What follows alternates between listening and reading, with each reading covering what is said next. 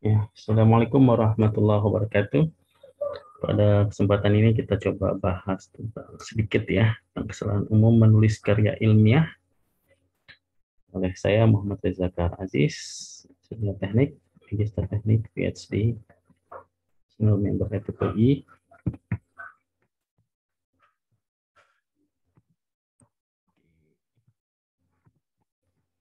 Jadi karena ilmiah yang strong, yang kuat itu seperti apa? Sama kristal clear, tidak ada ambigu ya. Jadi di sini itu bagaikan sejelas langit di siang hari ya. Langitnya warna biru, siang hari tidak berawan, atau bulan purnama cahaya yang indah di malam hari tanpa awan. Nah, jadi kristal clear. Terus seperti kristal gitu ya. Clearnya jelas, tidak ada noda. Maksudnya kristal clear ini jelas ya, tidak ambigu. Jadi kalau kita baca, nggak ada pertanyaan gitu, oh maksudnya ini gitu ya. Kemudian compact, sangat compact sekali, tidak ada redundansi, tidak muter-muter, tidak bla bla bla bla. Pokoknya satu kalimat itu padat, penuh dengan informasi dan dukungan literatur ya. Logic flow yang mengalir, tidak bukan leapfrog atau jumping frog atau tidak bukan kodok yang melompat, istilahnya itu lompat-lompat antar kalimat tidak mengalir, lompat-lompat ini nggak boleh, atau antar paragraf, subsection antar subsection, section antar section. Itu mengalir seperti aliran sungai yang indah gitu mengalir. Kita baca itu kita terbawa sama narasinya dengan alurnya seperti novel lah ya. Tapi novelnya novel science, scientific, justified, ilmiah gitu. Bacanya senang gitu. Tidak ada typo, tidak ada salah grammar, salah format, titik, koma, spasi, masalah gambarnya,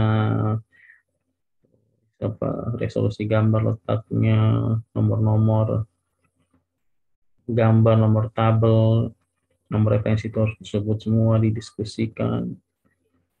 Nah, kalau typo dan kawan-kawan ini tuh itu bagaikan hujan yang lebat ya, atau kabut yang tebal, atau jalanan yang banyak berlubang yang menghalangi kita dan mengganggu kita dalam perjalanan menikmati perjalanan itu. Kalau ada hujan, kabut tebal, lubang-lubang itu kan mengganggu sekali ya, kita konsentrasi jadinya menikmati perjalanan kita. Nah, seperti itu juga lah typo-typo gambar dan segala macam ini. Dan konsistensi, tidak pelin-pelan ataupun ganti-ganti istilah dan lain-lain. Jadi ini konsistensi penggunaan font size, font type ya, terus apa namanya, tentang singkatan ya, karena kalau kepanjangan tuh tulisnya sekali aja ketika pertama kali di abstrak dan setelah di abstrak. Kemudian nih pakai konsistensi, konsistensi pakai singkatan, jangan kadang-kadang panjangannya ditulis lagi jadi nggak konsisten dan juga akhirnya tidak compact gitu. Kalau ini tuh compact banget nih, kayak kompresnya kayak di zip atau di WinRAR. Ada tiga tiga ronde besar ya, big rounds untuk revisi. Pertama itu paling awal tuh shape revision, revisi bentuk, bentuknya strukturnya udah cantik apa belum. Ini kita revisi terus sampai cantiknya seperfect mungkin, dari bentuknya tanpa typonya. Jadi reader atau review editor tuh ngeliat itu, wah shape-nya udah bagus nih, udah cantik, kayak indah, strukturnya indah, enak bacanya. Walaupun nggak ada novelty atau novelty sedikit tuh, kalau udah indah tuh rasa profesional ya paling ya. Kalau yang internasional Q bawah sih kalau nggak ada novelty. Satu, Q3, Q4, Q3. Kalau novelty-nya terusnya bagus seperti Q1, biasanya kalau masuk ke Q1 ya masalah struktur dibilang oh bagus, tulisannya bagus, tapi nggak ada novelty.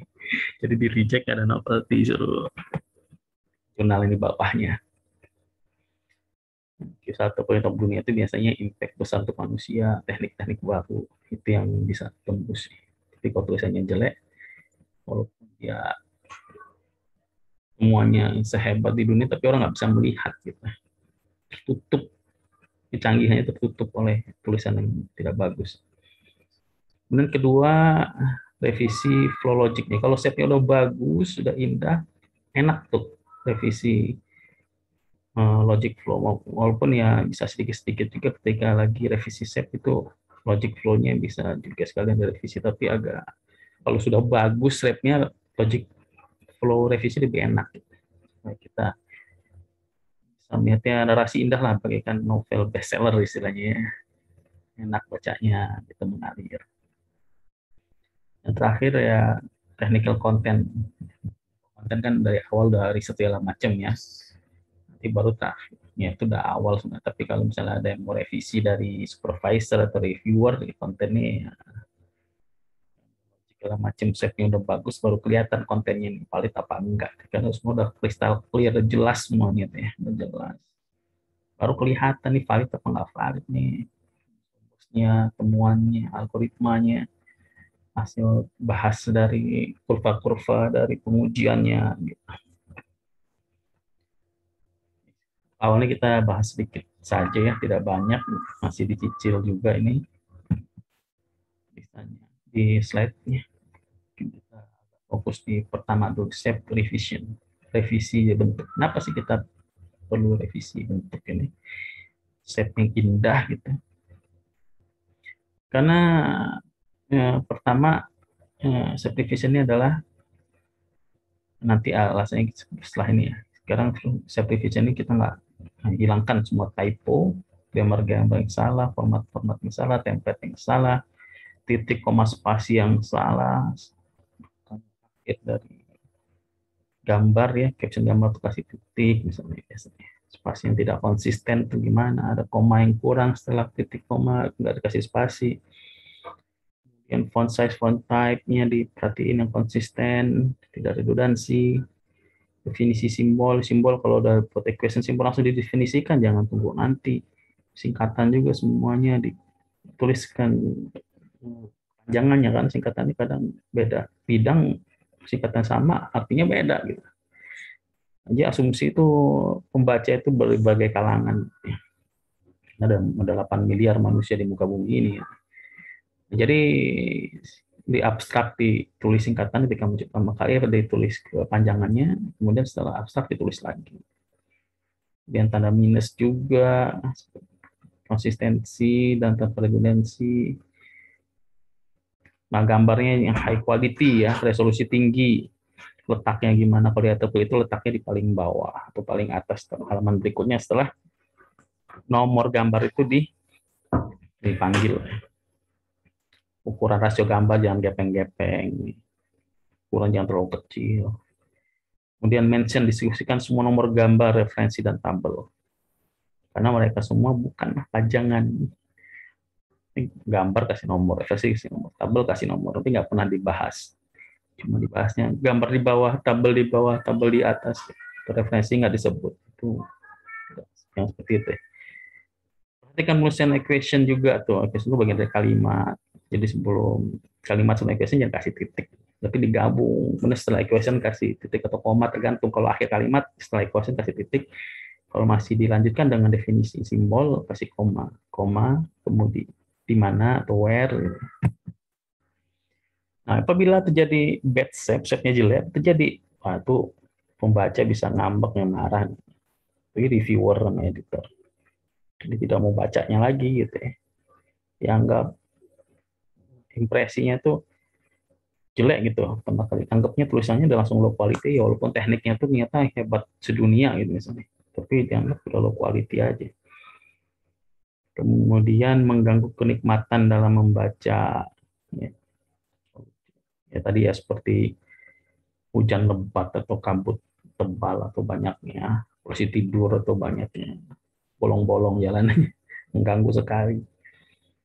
Dan menunjukkan, nah ada juga di ketika nge-review paper itu ada yang ditolak karena banyak salah-salah ya, disebut sama editornya atau profesor. not well prepared bilangnya, tidak dipersiapkan dengan yang baik, jadi dianggap belum siap. Jadi kalau kita shape-nya masih acak-acakan, memang itu menyatakan bahwa kita belum siap untuk ujian, tugas akhir, atau mau lulus, atau mau submit. Dan menunjukkan juga tidak profesional kalau shape itu. Dan mengaburkan teknik yang bagus yang diusulkan. Kita tahu bahwa filter dari reader atau pembaca itu seperti apa. Jadi ada jutaan karya ilmiah di dunia ini. Juga ada sekitar 5 juta artikel di ATP Explorer. Waktu terbatas manusia ini, tidak cuma 24 jam sehari. Dan mau tidur segala macam, tidak bisa semua artikel dibaca. Jadi harus ada filter, dan bagi orang yang tidak multi filter, karya itu akan dianggap trash dan masuk kotak sampah. Ini diajarin saya oleh sensei saya, Pak Khairul. Kalau koreksi apa memfilter dari cover-cover ini, kalau nggak lewat judul masuk kotak sampah. Itu seperti ini juga. Jadi kalau judul kita abstrak, kita simpulan, ya setelah judul lihat abstrak. Kalau abstraknya nggak lewat, masuk kotak sampah. Kalau oke, terus kesimpulan. Simpulan nggak lewat, masuk kotak sampah. Terakhir introduction atau pendahuluan. Kalau oke, baru lihat sisanya. Jadi sedikit sekali sebenarnya melihat isi utama bab 2, bab 3, bab 4 paper kita. Orang akan ketik judul, abstrak, simpulan. Kalau udah lewat filter ini, insya Allah akan banyak yang mau baca paper kita ya. Jadi dari introduction segala macam, abstrak, simpulan, tahu seperti apa sih isinya. Intinya kita itu jelas gitu. Jadi orang pengen baca seterusnya. Kecuali emang orang itu memang perlu banget ya dengan teknik kita, baru dia langsung skip langsung ke teknik kita. Tapi kalau orang-orang yang masih filter itu lewat filter ini dulu. Pendahuluan nih. Ini langsung lompat ke pendahuluan karena saya masih memperbaiki masih sekalian ngoreksi buku tugas akhir mahasiswa ini. Pendahuluan masih banyak kurangnya mahasiswa. Jadi perlu latar belakang, tren topik penelitian, berikan citasi-citasinya. Kenapa sih pentingnya penelitian ini? Kalau ada berapa topik tentang UAV atau tentang IoT, misalnya, tentang deskripsi itu dibahas semuanya, apa sih pentingnya gitu. Seperti apa trennya sekarang ini, kenapa kita harus penelitian seperti itu, kemudian problem-problemnya apa, yang kita propose apa, best result future work-nya apa, dikasih related work, bisa di